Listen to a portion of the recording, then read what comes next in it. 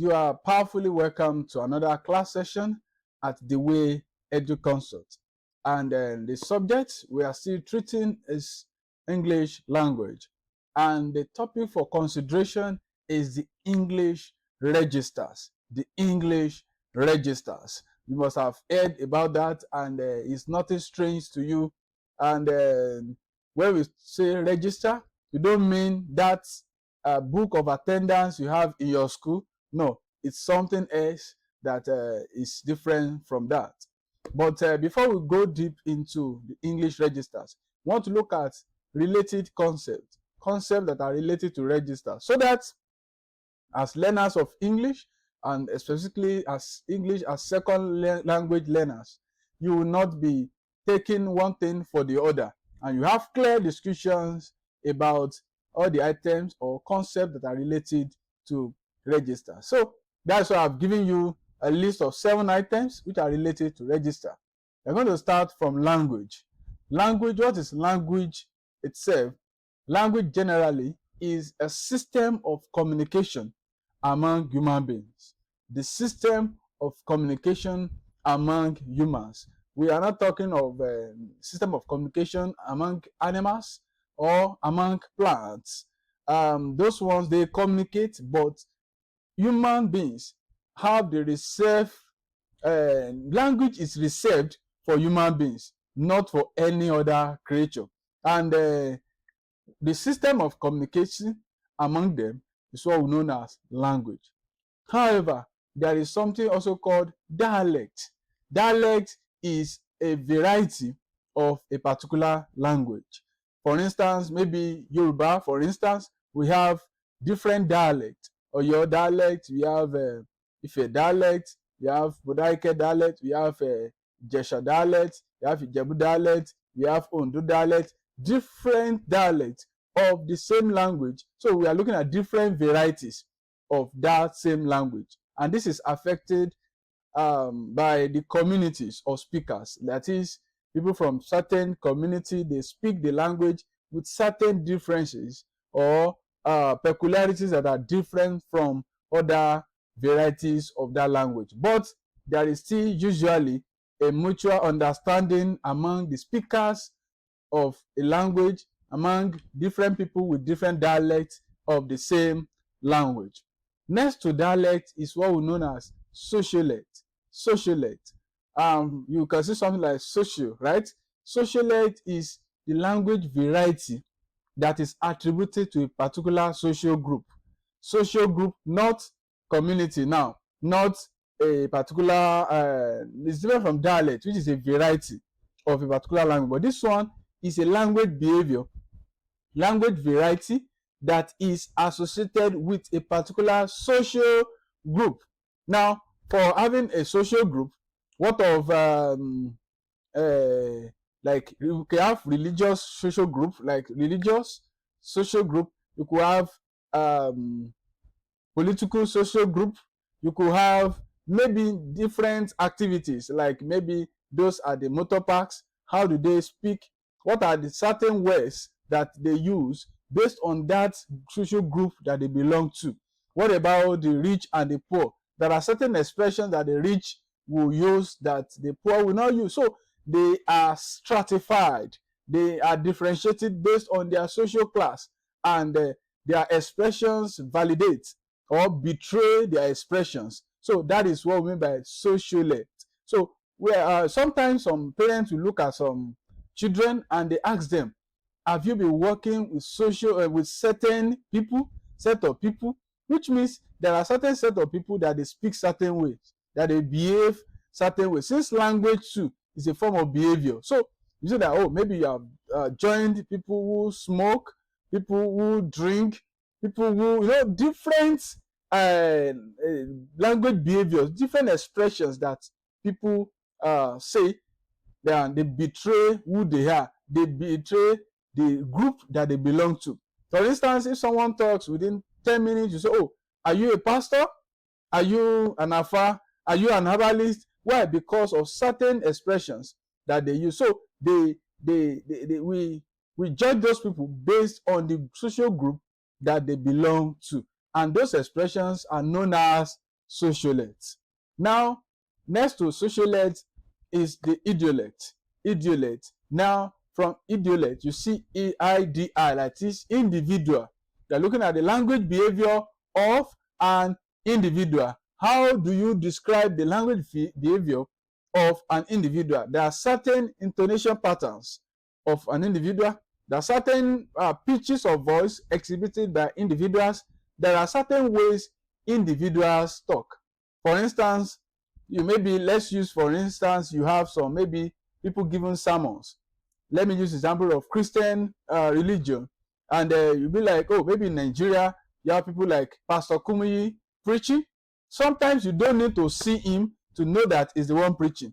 When you hear Pastor Adeboye preaching, you don't need to see him. You know certain words, let somebody shout hallelujah. You know certain expressions that he uses. You know the tone of interaction. So you'll be able to decipher or discern that he's the one speaking. When you hear somebody like Bishop Oyedepo and different people, is it singers? When you hear different singers, when you hear Domwe singing, you know he's the one singing. When you hear Davido singing, many people they know. Maybe people listening to Yoruba songs like Pasuma singing, maybe like Saheed Osupa singing. You know, there are different personal pronunciation of words, certain pitches of voice that are individual and that are peculiar to individuals. So, peculiar language behavior to individuals is what we know as what? Idiolect. Even some people go to competitions to listen to singers or to particular people, and they ask them who is singing. So, and people or contestants are asked to detect or to decipher who is singing. So that's your ability to detect or to know that is this individual that is singing or talking or speaking, then there is something called idiolect. All those ones, they contribute to the fact that we have idiolect, language behavior peculiar to an individual. Next to that, we have slangs. Slangs is they refer to informal, colloquial, or casual expressions.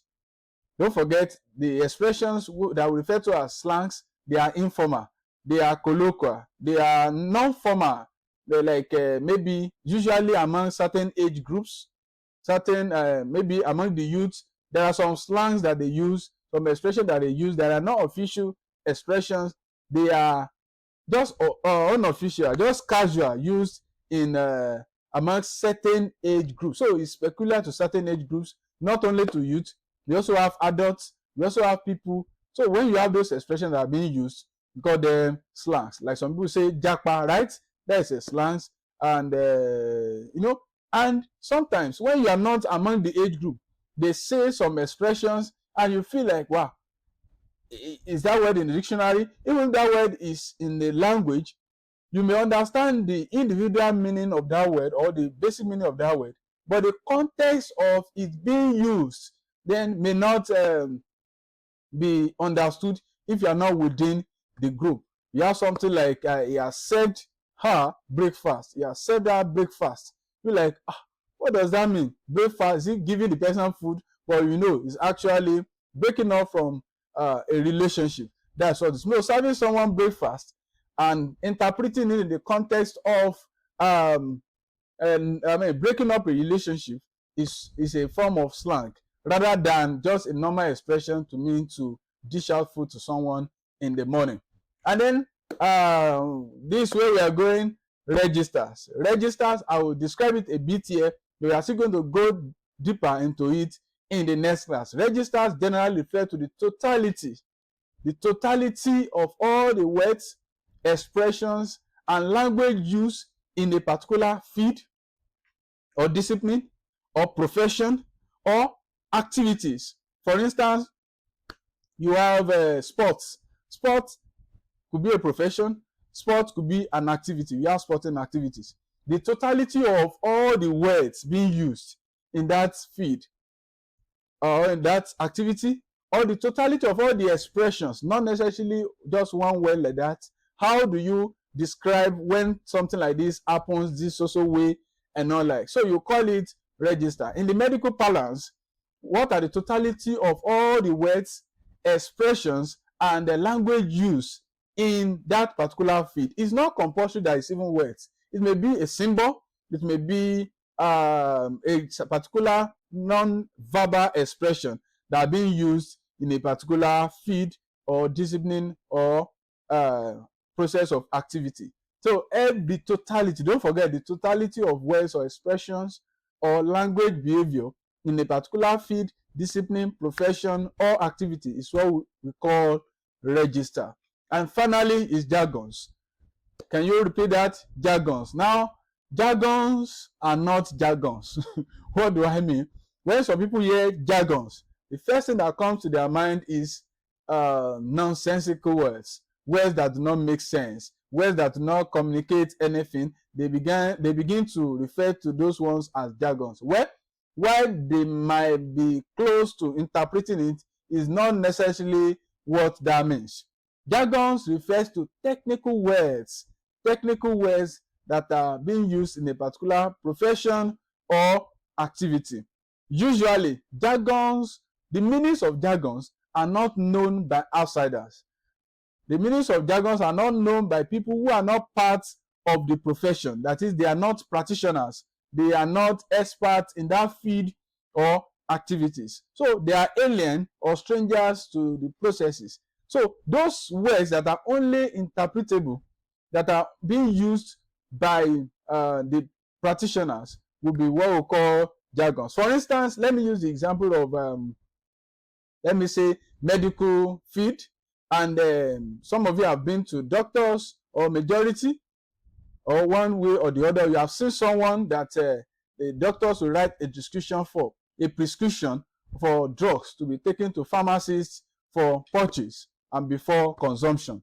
And now you see that on the prescription notes or the prescription slip, you have different things being written, such as, let me give you an instance. PCM is for paracetamol, but although that one is most common, but you could have other expression like CPM, not PCM, CPM. You have see something like CPM, 2 TDS 3/7. CPM 2 TDS 3/7. Like, wow, what have they written? Let me take it to the pharmacist and let him administer the drugs to me. However, that CPM will mean chlorpheniramine, and chlorpheniramine is the chemical that is being used to prepare a brand name known as pyridine. Many people know pyridine, but rather than writing pyridine, yes, a register. Let's use a more technical word, which is CPM, and then you see 2 TDS. Many people may not know that to be 3 times per day, taking 2 tablets or 2 capsules at a particular time. Then you have 3 for 3 days. So you have 3 times in a day for 3 days. Now, the writing of those expressions will be strange, will be alien to non-practitioner. In the next slide, we are going to delve deeper into registers, what they mean, list of activities, the certain words used in some professions that are popular, and then we're also going to solve some register passages together in the class session. On this, I say thank you and God bless you.